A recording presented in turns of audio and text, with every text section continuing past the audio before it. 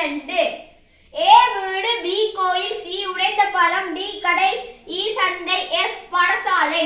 ஒரு சிறுவன் வீட்டிலிருந்து பாடசாலை சென்ற பாதை உருவில் காட்டப்பட்டுள்ளது. அவன் உடைந்த பாலத்தை பயன்படுத்தவில்லை.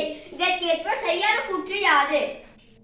இதை சொல்லியிருக்காங்க. ஒரு சிறுவன் வீட்டில இருந்து பாடசாலை சென்றானா, அதுல அவன் உடைந்த பாலத்தை பயன்படுத்தவில்லைன்னு சொல்லியிருக்காங்க. ஒரு சிறுவன் இப்படி செல்லும் போது அவனுடைய வலது கை இங்கால இருக்கும், இங்கால இடது கை இருக்கும்.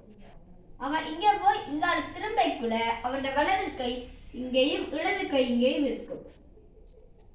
இப்படியே நேரா போகைக்குள்ள இது வலது இது இடது, திரும்பி இங்கால போகைக்குள்ள அவனோட வலது இது இது இடது, இங்கால போய் இப்படி திரும்பிக்குள்ள இது அவனுடைய இடது இது வலது,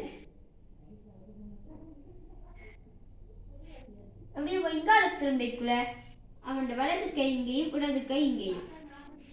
இப்ப இத சொல்லியிருக்காங்க அவன் உடைந்த பாலத்தை பயன்படுத்தவில்லை. இந்த உடைந்த பாலத்தை அவன் பயன்படுத்தவில்லை.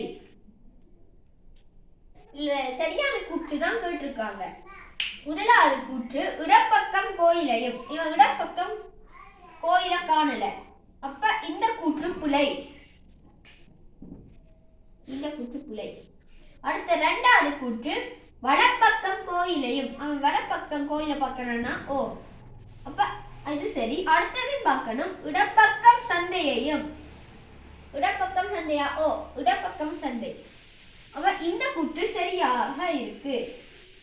அடுத்த கூற்று வலப்பக்கத்தில் கடையையும், வலப்பக்கத்தில் கடையா இல்ல பிழை.